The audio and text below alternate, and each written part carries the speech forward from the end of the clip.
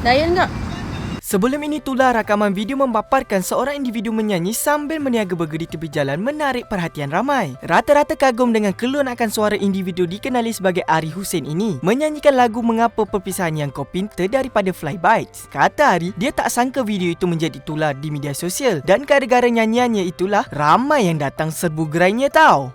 Dah alang-alang Ari tengah viral ni, jom kita serbu gerai dia kejap. Saya sebenarnya sebab benda ni jarang berlaku dekat saya. First tu agak terkejut juga, tapi bila saya fikir balik pandangan orang dan sebenarnya lagi pelik kenapa waktu tu viral. Sebelum ni saya memang menyanyi pun, cuma time menyanyi tak ada ke orang rakam yang viral kan at the end dekat burger dia juga. Tapi alhamdulillah lah, rezeki lah dekat sini kan. Sebab ramai yang macam bertanya, Mamat ni sedap lah menyanyi kan, tapi kenapa dia meniaga burger? Tapi sebenarnya memang awak memang ni full time awak meniaga ke ataupun macam mana? Sebab bila dengar suara awak macam awak ni penyanyi asal. Alah, nak order burger.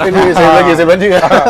Saya sebenarnya memang saya menyanyi sebelum ni, cuma lama saya rasa saya kejar apa yang saya nak buat ni nampaknya belum lagi membuahkan hasil. Jadi saya fikir why not saya just involve dengan satu lagi bidang yang berbeza lah. So kiranya perniagaan yang awak ceburi baru ni kira baru lagi lah ni dalam bidang meniaga ni? Baru lagi. Kebetulan kawan saya dia memerlukan macam dia punya staff ada yang baru berhenti.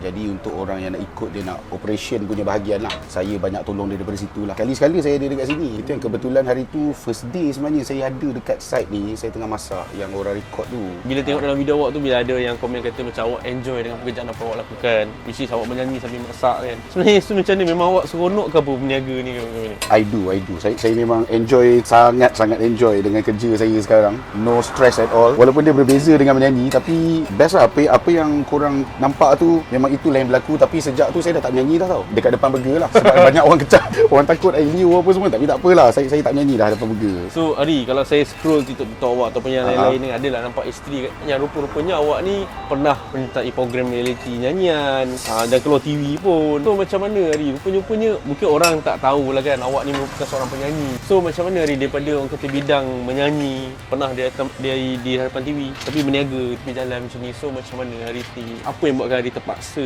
melakukan ni? Untuk pengetahuan, saya pernah masuk satu pertandingan dipanggil Gimme The Mic, Top Astro Gimme The Mic Malaysia. Saya tak lama dekat sana. Lepas saya keluar tu, saya masih buat kerja saya macam biasa. Saya memang pemuzik sepenuh masa. Kebelakangan ni job tu agak sedikit kurang. Saya ambil keputusan ni, kebetulan kawan saya ni memerlukan staff juga. Jadi saya fikir why not, selain daripada menyanyi, kenapa saya tak cuba je kan involve dengan benda lain. Di sini saya, tapi menyanyi masih menyanyi lagi. Cuma lebih banyak waktu untuk buat kerja-kerja yang ni lah sekarang. Salah satu awak ceburi bidang ni ke sebab faktor mungkin kurang nasib ataupun rezeki ke bidang nyanyian menyebabkan awak rasa macam okey tak apalah, terpaksa untuk meneruskan kehidupan, berniaga je lah. Allahu Akbar. Tapi saya tak nafikan untuk masuk dalam industri sebenarnya bukan satu benda yang mudah. Banyak pertandingan yang saya dah cuba. Saya boleh kata sejak dulu saya pernah cuba AF 7 musim saya pernah pergi, dan belum lagi rezeki belum berpihak. Mentor saya pernah pergi 2 kali. Baru-baru ni apa yang saya beritahu telah Gimme The Mic, dan ada satu lagi yang terbaru juga, tapi tak apalah yang tu. Memang agak sukar. Jadi saya fikir satu benda ni saya try untuk